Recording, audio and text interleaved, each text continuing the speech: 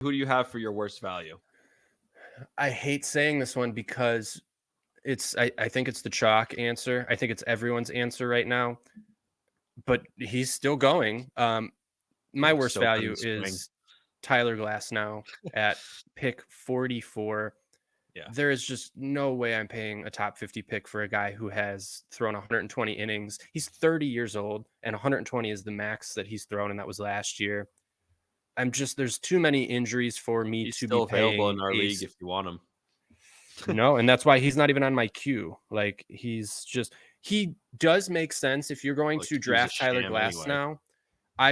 I would pair him with a guy like a Logan Webb or someone who you know is going to get volume, or Garrett Cole, someone who's going to get volume that you don't really have to worry about. And then Glass now is like, because I firmly believe Glass now is the best per inning pitcher on the planet right now. And I don't really think it's close. I think he is that good. He just has ridiculous numbers that I don't even need to read because it's just everyone knows how good he is and everyone knows the risk too. So people are clearly okay with taking him as their SP1, but I am not. So I think he's going to be babied quite a bit. I don't know how many innings to expect.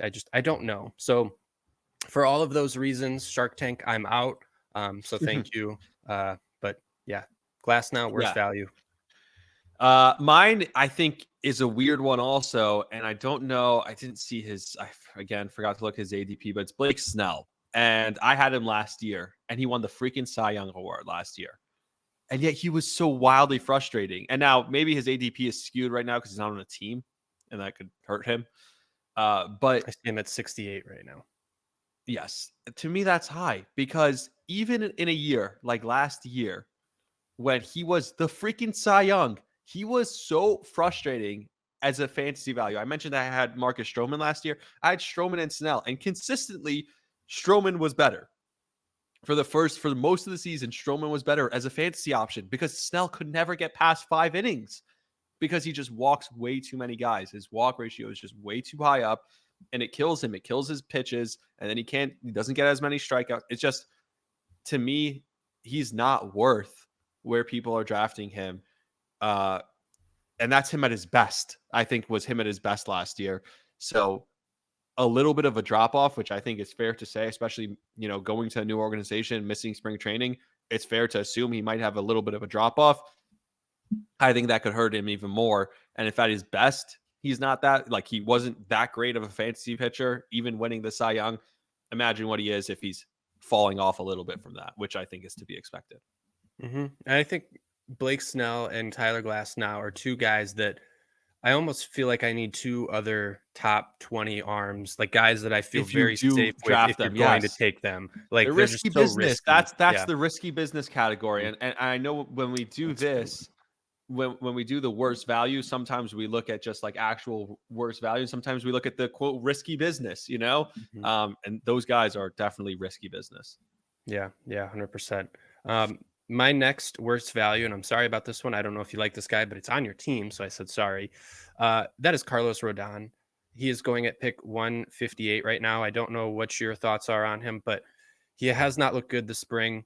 There was I already think some he's going to question suck. I marks. mean, this Yeah. was my entire, I did 5 hours on WFN about how Carlos Rodon is going to suck, and the Yankees are going to the season relying on Carlos Rodon is the worst thing. Like eat the money. I don't know. Just, it's not working. It's not going to happen.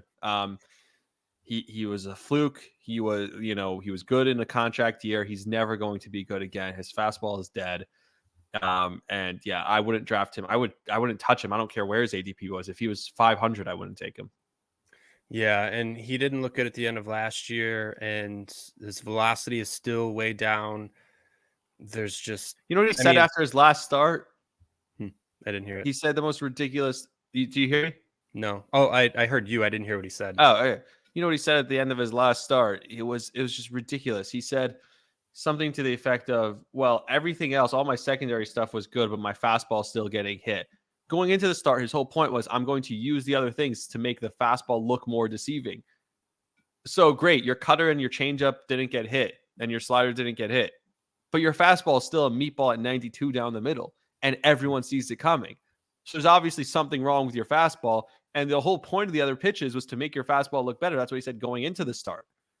So after the starter, for him to say, I felt good about all my stuff but the fastball, the whole point was the fastball. Like, you're a fastball pitcher and your fastball is a meatball right down the dick right now. And so it's, yeah.